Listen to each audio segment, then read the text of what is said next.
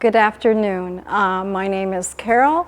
I work at the Sun Prairie store. I work with the perennials here. Today I'd like to talk to you about how to plan and plant a succession of spring flowering bulbs.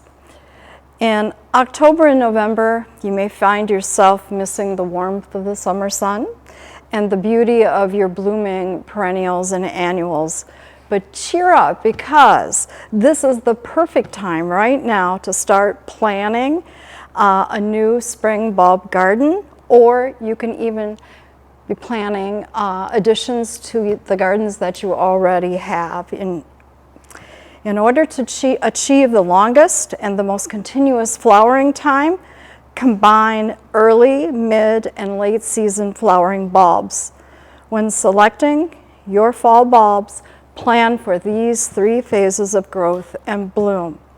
Now, most packages of bulbs are already labeled with the bloom time. This is a package of daffodils, and right on the package it says that flowering time for these is March and April. So this can help you determine where in the 3 phases of growth of bulbs this one will fall. On other bulbs in the store, we have signs that look like this, and they're posted right on the boxes of each of the bulbs. And this one says here that it blooms in early spring. So this will help you know exactly when to expect blooms from the bulbs that you choose. You could also, while you're planning, come up with different color schemes that you want to emphasize. Often the blooms will overlap with other phases. Let's start with phase number 1, the early season bloomers. They bloom as early as late February through March and then into early April. In my planning of a continuous bloom bulb garden, I might concentrate on choosing bulbs from this list. And one of the ones that I'm very interested in is the snowdrops. And here is a picture of what the snowdrops looks like. It's one of the earliest bulbs to blossom in the spring, often before the snow has even melted. The white butterfly-shaped blossoms grow on 4-inch to 6-inch stems. Want to bring in some color with the giant flowered mixed crocus. Crocus are probably the most familiar flowers of early spring. Sometimes they also bloom before the snow is even gone. This mix includes flower bulbs with blue, purple, yellow, and white blooms. Love the daffodils, so I think I'm going to pick this little dwarf daffodil called tête-à-tête. Each stem bears several sweetly scented blooms with trumpet-like cups. And then I also would like a tulip, so I'm going to pick let's see, where is it? There it is, the early harvest tulip. This is the earliest of all the tulips. It too blooms in early spring. It has orange-red blooms that are edged in gold. Now, this particular picture shows the early harvest tulip with crocus, the purple crocus. So that's a very nice color combination. Now we're going to move on to the mid-season bloomers.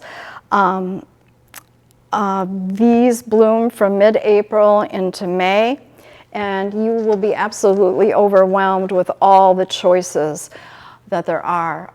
There's way too many for me to list them all on this piece of chart paper. Most of the tulips and the daffodils and the sweet-scented hyacinth put on a show during this time that is second to none. From this particular list, I might choose the Peter Stavascent hyacinth. It's a very fragrant purple hyacinth that I'm particularly fond of that color. There's also the clump-forming English bluebells. I love the vibrant pink and gold tulip Sunset Miami. And I think I'll also add the orange-crowned fritillaria, which have clusters of cascading tangerine orange blossoms on 3-foot-high spikes. Now, I haven't brought in a daffodil yet, so I think I will pick the British Gamble daffodil.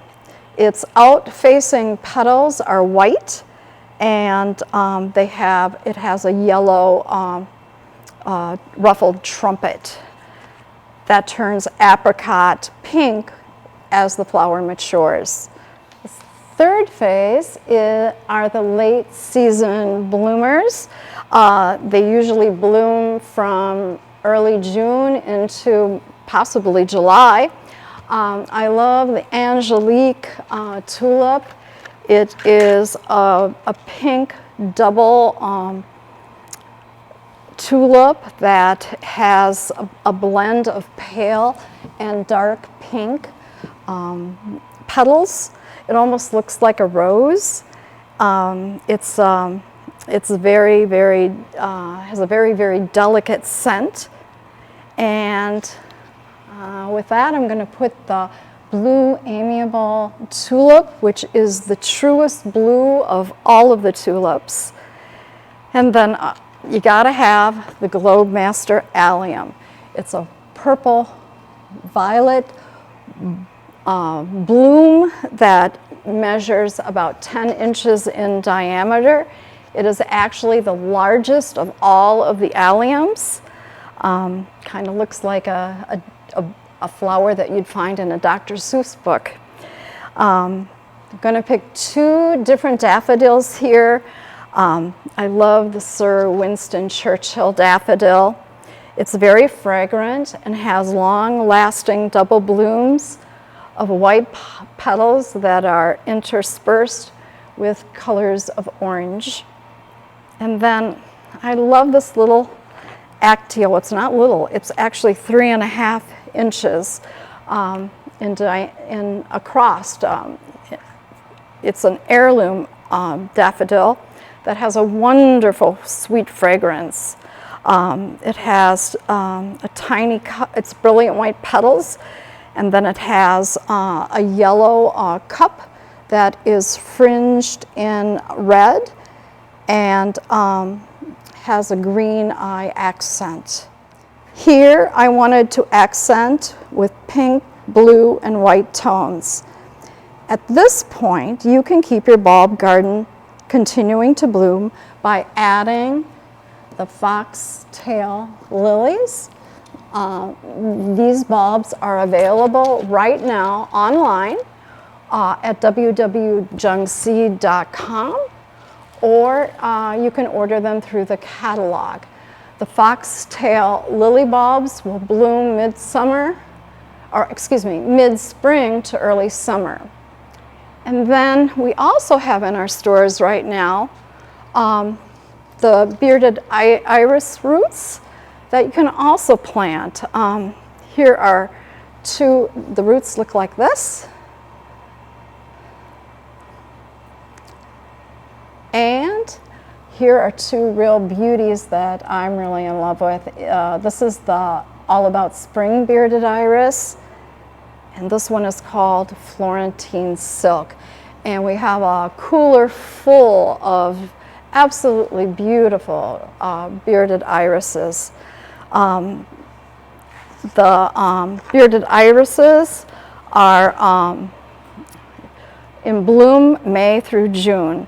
So you might want to pick some of those up too and add them to your bulb garden. Now, you could stop here and you could plant annuals over your bulbs, or why stop with the spring bulbs when you can go on into summer blooms and summer bulbs. Now, the summer bulbs should be planted right now in the fall, or they will be available in the spring in the Jung stores. If you want to plant lilies now, you can again go online or order online, or you can order through the catalog. The Asiatic lilies will bloom first. They will bloom from mid to late June into July. The Oriental lilies will bloom July through August. And the mysterious mystery lily will bloom in August.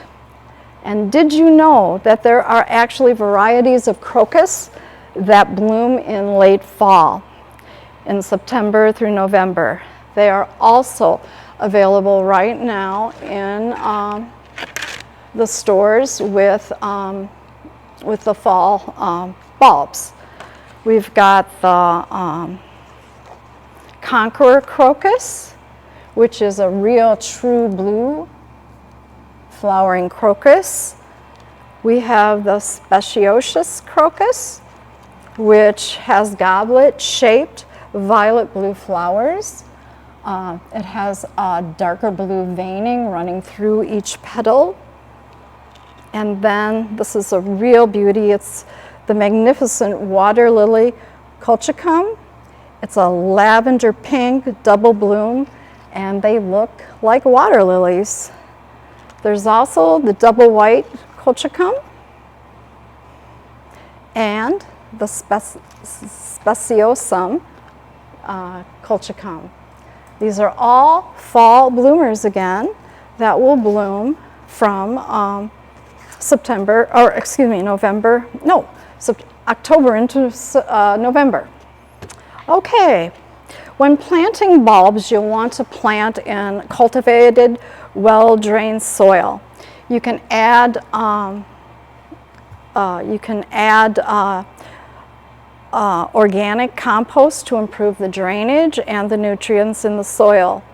You can follow the planting directions that are printed right on the packages, but keep in mind that you'll usually plant bulbs anywhere from 2 to 3 times its height deep and 2 to 3 times its width apart from each other. Now, I have a tulip bulb right here, and I'll show you what I mean by that. If you have a bulb in question and you're not sure how deep to plant it, go ahead and measure the height of the bulb. When you plant, you always want the point up. So from the top to the bottom, this one is about 2 inches. So 2 times 3, and I like to use the number 3 when I plant depth, but it can vary. I will be planting this tulip bulb 6 inches deep. And then to get the spacing right, measure how wide it is. This is, close to, it's about 2 inches wide as well. So I will multiply 2 times 3, and you'll want to put these about 6 inches apart as well. You can plant your bulbs individually in separate holes using a tool like this. And all you do here is you push it into the ground and pull it back up, and it will pull out a plug of soil, and you can measure to be sure that you've got the right depth for your bulb. Or you can also use a trench method of planting, which I'm going to talk about in a minute. With either method, you will want to add either bulb tone by a spoma, or you might want to add bone meal. Either one will work. These both contain phosphorus, and phosphorus is very, very important. The bulbs need phosphorus in order to bloom. Okay, here is a chart for the common planting depths. I want you to keep in mind as you look at this that there are some problems with it.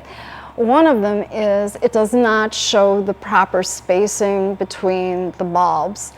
And another thing is for the trench method, you never want to plant one bulb over another one. You need to give the bulb room so that it can send its sprout straight up through the ground without any interference. That's important. So I'm just, I don't have the space here, so I had to show the bulbs at their different depths by putting them too close together. For the trench method of planting, you'll want to dig a trench that's about 9 inches deep, and then you're going to fill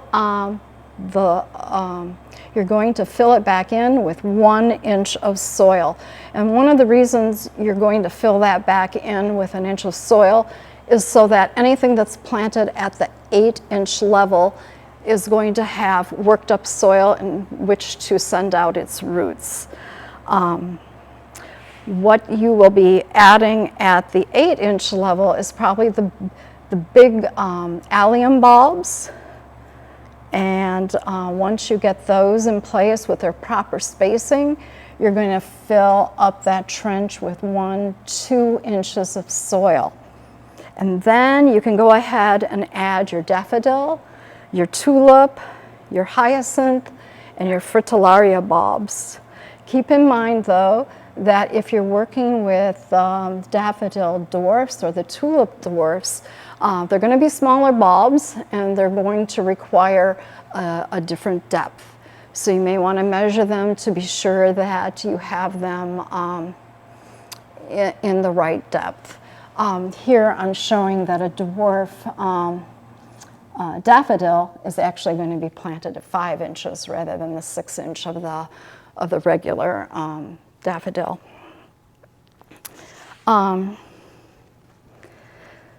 Okay, so once you plant those, you're going to add, you're going to cover that with 2 inches of soil, and then you can go ahead and plant your camassia, your giant crocus, your dogtooth violet, and your snowdrops.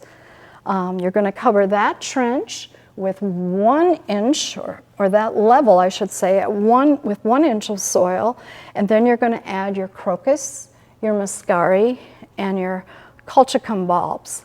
And then you'll cover that with the remaining 3 inches of soil. Once you've got your trench planted, be sure to water it deeply. Through succession planting, you will have the rewarding satisfaction of continuous growth and color in your garden all season long. Have fun planning and planting your own spring, summer, and hopefully fall bulb garden.